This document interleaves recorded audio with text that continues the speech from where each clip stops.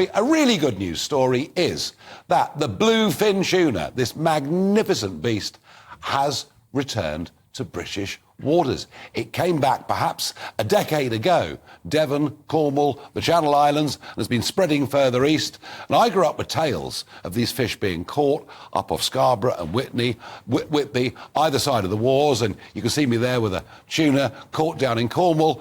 We're now in year 3 of a recreational fishery, the Chart programme, as it's called, and this is tag and release, and it's been a great success. 25 boats have been licensed to do it, and that picture you can see there is really of a massive bluefin tuna that was caught off Penzance. But from tomorrow, there's actually going to be the beginning of a limited commercial fishery. And one man, his name is Chris Gill, he fishes out of Mevagissey. He's in charge of the Cornish Handline Association, which is sustainable fishing to your plate, and he's skipper of a charter fishing boat and a commercial fishing boat out of Mevagissey. And Chris, you have campaigned for us to have a commercial tuna fishery, and it begins tomorrow. Tell us more. It does. Been working with DEFRA on and off for 4 or 5 years. I started working with the bluefin tuna back in 2018, tagging fish with tunas, also on the Chart programme, and I've done that for 3 years. Been working tirelessly, really, with several people in the Handline Association. I'm the vice chairman, and we've been pushing DEFRA for this commercial quota. We've got a very small quota of 39 tonnes. Europe has 44,000 tonnes. So it's a very small drop in the ocean. Yeah, but Chris, it's a start. And as you know, and I know many of us are disappointed that Brexit hasn't delivered all the things that we hoped, immigration, etc. But actually, prior to Brexit, we were not a tuna country at all. It may be small, but it is progress, isn't it? Yes, it is. Yes, it's a little pilot project that the Handline Association put together. We put that into DEFRA. We tried to put it into DEFRA 3 years ago, again last year, and we were successful this year.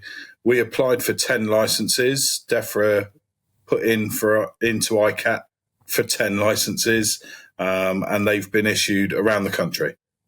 And how much difference? How much difference, Chris, does this potentially make to West Country ports? The bluefin tuna arriving is massive for the whole of the country, really.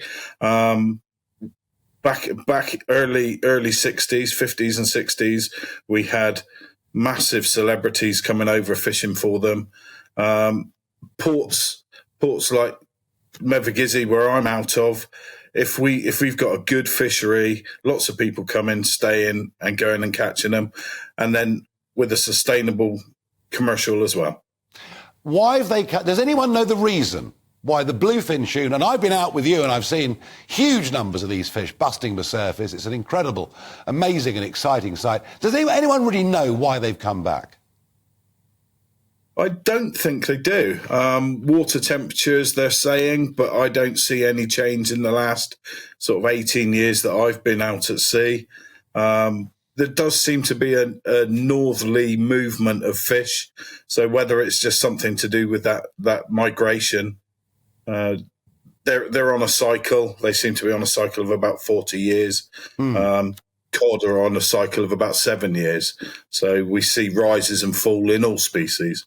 Well, let's hope the bluefin are here for a long time to stay, and I wish you luck with your first day commercial bluefin tuna fishing tomorrow. Who knows? Maybe we'll see it advertised in our restaurants. I very much hope we do. And it may be little acorns compared to, as you say, the massive quota that European countries have, but it's a start and you've helped make it happen.